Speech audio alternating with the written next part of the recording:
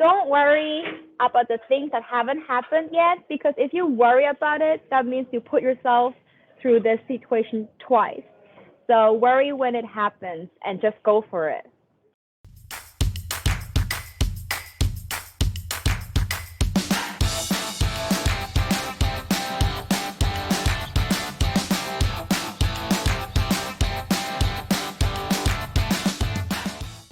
Hello, Kyurin. Welcome to Yodoozy Chit Chat. It's great to have you with us today. Likewise. Thank you so much for having me. It's a pleasure. Kyurin, your Instagram page, which is Kyurin Diary, is a community that shares content around East Asian culture and lifestyle. When did you decide you wanted to do this, and how did it all start for you? Very good question. So for me, I was born actually in Europe, so I was always sort of like away from my home culture. So ever since then, that my East Asian culture through entertainment was like expanding. Then here in the West, I really realized that I want to also be part of it and share my culture to the world, educate people, and show what East Asia is about, not just the entertainment, but also the culture. So I hope to inspire people to see also a different side of the culture, whether it is bad or good, but this transparent culture, that is really inspiring in some sort of way. That sounds like a very good mission to be on. And talking about missions, you seem to be on a mission to educate the world about East Asian culture. Tell us a little bit more about how do you choose your content? Because, like you said, you are based out of Europe. You are also trying to, find practices and cultural habits that are native to you Uh, as a station. So, how do you choose your content? How do you plan your content? And how do you choose things that will appeal to your audience? How does that happen?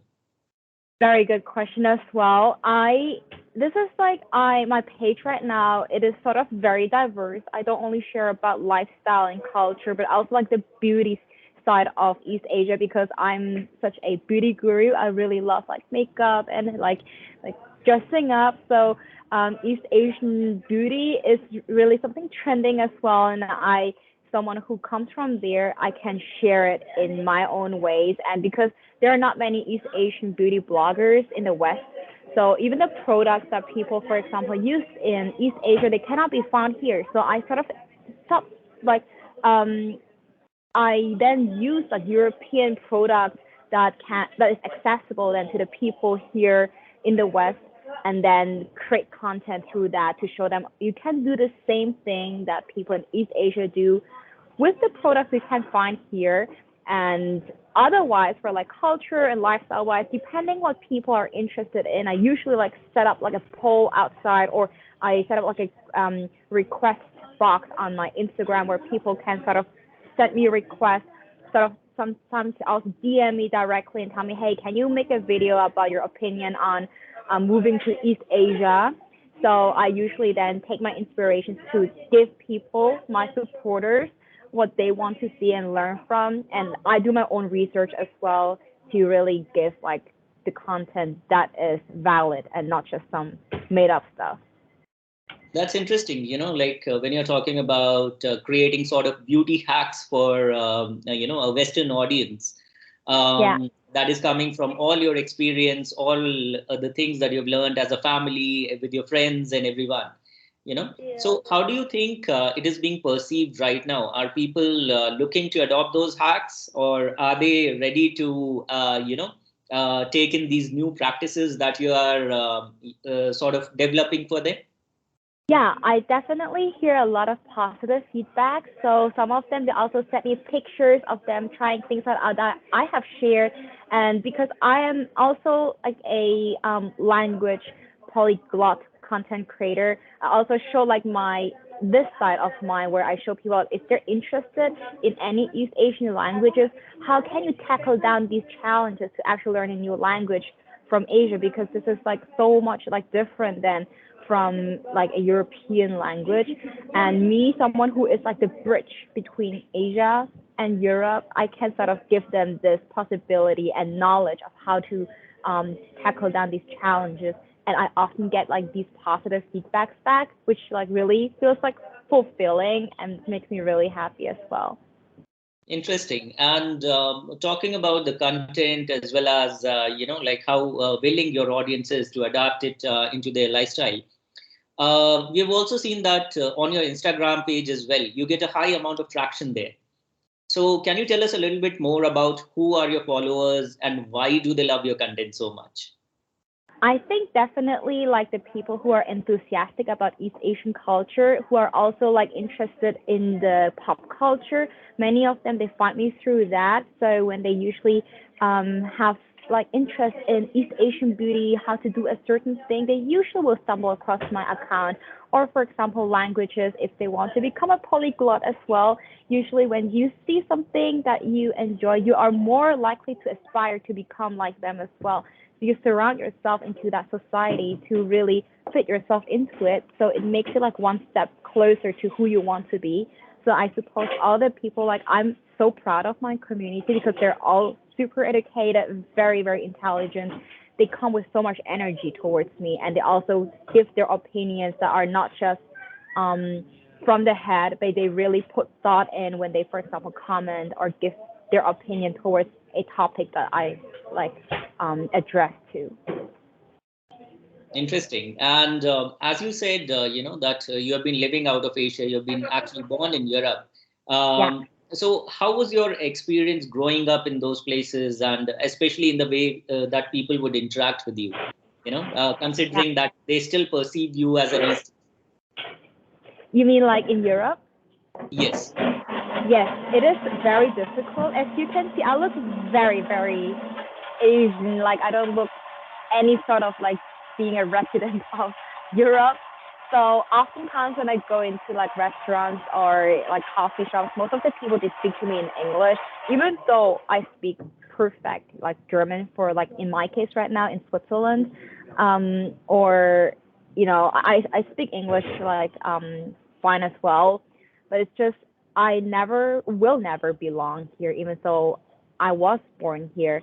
So I think this feeling of belonging is really important, and I'm missing that.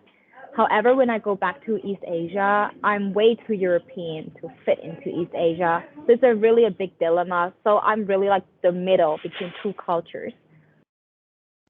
Interesting. That's an interesting thought. So, is that one of the reasons why you decided to start this community where you can possibly find some sort of a home, like with Yes, like-minded people? yes, yes. I come across a lot of like fellow mixed children or people who are Asian and were born here, and they have really inspired me with their stories as well. And I'm very happy to hear I'm not the only one. That's good to hear. Like you finding like-minded people. That's always good. Um, Absolutely. Also, like when we were taking a look at your content, we found that you specialize in information about China, Japan, and South Korea. We found a Yeah, lot of content from those three countries. So, yeah, how are three of them similar and yet different? Like because you yeah, specialize in East Asian culture yeah, as a channel. So, how would you define, the three cultures to be similar or different? yeah. So this is a very tricky question, but a very good question. I mean, genetically spoken, East Asia, we are like the least diverse place in the whole world. And to a certain extent, the culture is so intervened to each other, especially like the Chinese culture influence is immense in every, even Southeast Asia. People still hold a certain influence from China. And then taking over, not over the history, how Japanese culture has influenced like other countries as well. And also now in this era, the Korean culture is also blooming across the whole East Asia, Southeast Asia, that many people take in that sense certain inspirations from, which is totally fine and very great. I really love like sharing culture to each other, right? And in that sense, I feel like also people, I mean, in look wise, we all do sort of look similar. And the only thing like me and my family often joke about it is like the only thing that makes us different is really clothing, how we style and the language. But if I would, for example, go out there, speak fluent Japanese and say that I'm Japanese, there wouldn't be someone denying it. It's like that sort of like similarity. But there still have like all of the countries in the world, they still have their own very unique beauty, but at the same time they still share certain cultural similarities. Similarly, like in Europe, even though in Germany they do a certain thing different from France, but still at a certain point in the culture they still overlap a little bit. Yeah. That's an interesting observation. Yeah. Um, that's quite interesting, actually. Like when we talk about these three cultures as such, a lot of the pop culture references, etc., also come to the mind. Yeah. When you're talking about, say, for example, Japan, your mangas, animes, as well as Yes. technology-wise, like Yes. the Sony and other brands out there. Yes. Similarly, when it comes to Korea, the music that is coming out of Korea, as well as the dramas, K dramas, Yeah. etc., as well.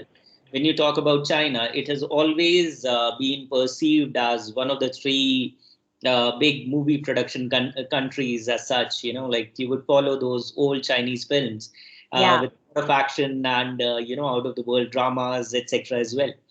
Yes. So I think that has changed to a certain extent, but still, people, when people meet people in person, I think, especially in the West, a lot of the times, they'll instead of considering them from their individual native countries, they end up, grouping them together as one culture, which is East Asia, Absolutely. like rightly saying. Absolutely. Yes. Yes. Absolutely. I observe that very often, and that's why um I'm often like accused of being Japanese everywhere in the world, or being something else, or I don't look Chinese enough to be considered Chinese. And fairly enough, I'm mixed Southeast Asian and East Asian, so it is like a very tricky position for me, because even though this is something I suppose it's a very East Asian thing, they have sort of a discrimination until today towards foreigners. So when you're like from Southeast Asia, half-blooded like me, they would be like, "Oh, you're not East Asian enough to be East Asian," or when even though I'm in Southeast Asia, they would be like, "Oh, you don't look like us. Like you're not really Thai." So that sort of hurts me. No matter where I go, I don't belong anywhere. But at least if I don't speak, if I just walk through the street in Asia, at least I can walk without standing up. But in Europe, I'm just like, I'm just standing up because I look different. Yes, and then people usually have their biases towards Asia, the ones who don't know much about Asia. Yes. A lot of the times, like people are ignorant of a lot of facts, or they might simply be, too lazy to learn as well, you know. Yes, Um, absolutely. and I do understand, for kids like you who have been born in a different culture and, to have their legs in both the cultures at the same time, like it can Yeah, be different to find their own identity at times or discover, their home as such. Home is the place where they find yes, comfort. Um, exactly. so, do you think that is that one of the reasons why like when people from East Asia or even Southeast Asia, like when they're living in a culture outside their own, they all seem to stick together in a close knit community. Um, because like if you go to any big city in the world, you'll find a Chinatown. You'll find communities of maybe Indians, maybe Pakistanis, maybe other Yes, East Asian countries. So, yeah. what do you think is the main reason behind that? That one, I think it is only for the Asians who are from Asia, but the Western-born Asian, they are usually my whole friend circle, they're actually not Asian, and the Asian friends I have, they're usually by coincidence, but then we don't stick together because we are Asian. But I do observe a lot of international students. They usually stick together in their like community. So like Chinese people stick with Chinese people, Koreans stick with Korean, and Japanese stick with Japanese. So even among them, they don't really interfere with each other. Whereas like in the US, like my friends there, they do have more like connections with each other. But even so, most of them, they're usually like Asian Americans, and they're not like international students from East Asia who come over. Yeah, so I think it's definitely the mindset as well. Because that's like a personal opinion. I often feel like the interactions with my Asian friends, it is more superficial, which I totally don't mind. But the transparency in conversation, it is not as transparent and honest as it is when you speak to a Western minded person, where you usually are more straightforward. You just tell them, hey, no, that's not okay. Let's not do that. Or let's not go to this restaurant. It doesn't taste good. Let's like, no, don't buy this dress because it doesn't look good. There it's more like, yeah, sure, we could do that. And like, oh yeah, it looks good on you. They are not as straightforward. And I think it is very awkward oftentimes then to hang out with these people, because then the mindset just doesn't click. I think it's like a social phenomenon. Sometimes you click with someone, sometimes you don't. I have met really great Asian born people, but usually those people are the ones who have traveled the world and are also more open minded as well. Because I suppose many Asians who are born in Asia, um, their mindset and thinking still differs a lot, and that's sort of like common sense, but it does have an impact on how you sort of interact with each other, how your values are in life, your morals, and what is normalized in East Asia and what is abnormal here in Europe. And this is sort of like the differences, yes. But I personally, I always am open. So I don't judge people because of where they're from. I always like have an open mind to meet them first. And I mean, oftentimes people say like, hey, that's not possible. There's always a bias whoever you meet. But I always try in my best goodwill to always face people with like an open mindset and see how they act before judging at all. Yes. That's absolutely correct. Like the way that you have put it out there. A lot of the times, like it's the mindset, and sometimes it's also the upbringing as well. Yes, yes, It could even be the culture that they have been born and brought up around. yeah, Especially, I'll give you one simple example of people from India. Like, say yeah, for example, here you'll get a lot of US based pop culture yeah, references. A lot of US based TV shows, US based movies. yeah, Whereas like say somebody from UK, those people, they don't have, while they are watching the US based media, they are also watching their own shows. So when yeah, somebody from India will travel to UK, they will not be adopted to that culture very easily, because these absolutely. people have been born up on a different uh, setting altogether. Exactly. I Yeah. actually have a lot of Indian friends as well, and we sort of in Switzerland, like the Indian friends I have here who were born in Switzerland as well. Why we Asians sort of stick together is because our upbringing is sort of similar. Because in Indian families, it's similar to like Chinese or Korean or Japanese families, where education and studies are sort of priority, as we are like immigrants here, so we sort of have like more fire to work hard compared to like our non-Asian friends who were also born here. So we sort of understand also each other's like struggles at home, like family wise, culturally wise. So the pressure we experience from our families, those are the things that certain, like if I would speak to my white friends, they wouldn't understand me as my Indian friends. They would actually say, oh my God, I experienced the same thing at home. My mother and my father also have this expectations. But whereas for then my European friends, they usually would be like, that's terrible. You have to report this or something like that. So it is really the background and education, just like the culture. Because sometimes certain things, as I said before, are common sense, like values in Asia, whereas here it is not common sense and it's like perceived completely abnormal. All right, moving on. A large part of our audience will be watching this from America and Europe. A lot of them would want to know the best way to approach and be friends with East Asians around them. What Mm-hmm. would be your advice?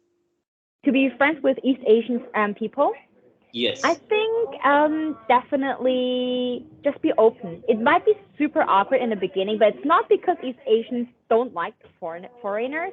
It's usually because they are just super shy and they don't know how to handle new social context. So most of them, they're very awkward in social interactions, and it is super difficult for many to also be more open to use maybe a second language, foreign language like English, because not everyone is as comfortable in speaking in a foreign language. So if you would speak a East Asian language, it would definitely make the like making friends much easier, and also like being open to the culture that will help having no like judgmental reactions when you observe certain things that are not normal, and like I think having mutual respect, this is so important.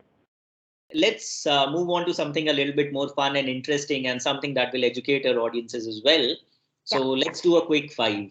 This is a segment where we ask five questions and you'll have to answer them as quickly as you can. Oh my God. Okay. Okay. Let's start with the first one. Five things that East Asians will always have in their homes. Rice cooker, microwave, fridge, um, bed, and a mirror. Interesting. Next question. Five foods that East Asians love.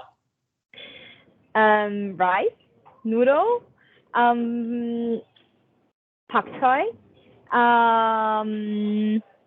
seafood, and bubble tea. No, no, no, not everyone will love, but many will love. Good enough. Let's move Because on to the I next one. have here. Let's move to the next one. Five celebrities that are popular in East Asia. Five um, Western celebrities that are popular in East Asia. um, BTS boy group, J Cho, um, Ayumi.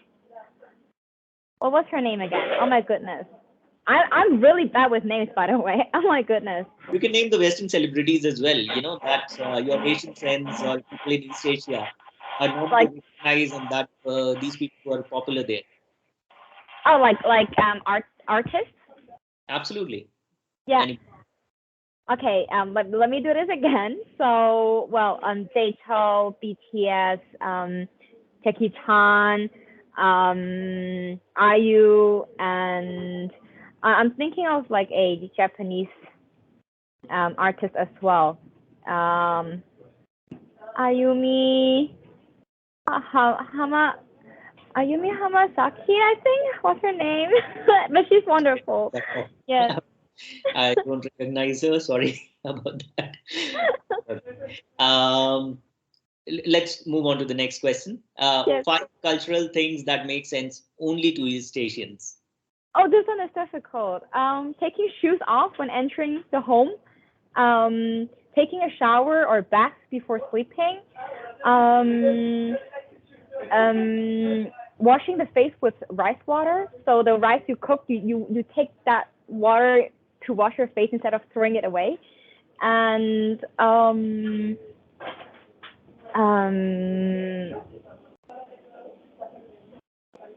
a woman wearing makeup every day, like full makeup, nice makeup. That might sound a little bit like no, that might be an unpopular opinion. And the fifth thing would be eating rice every day.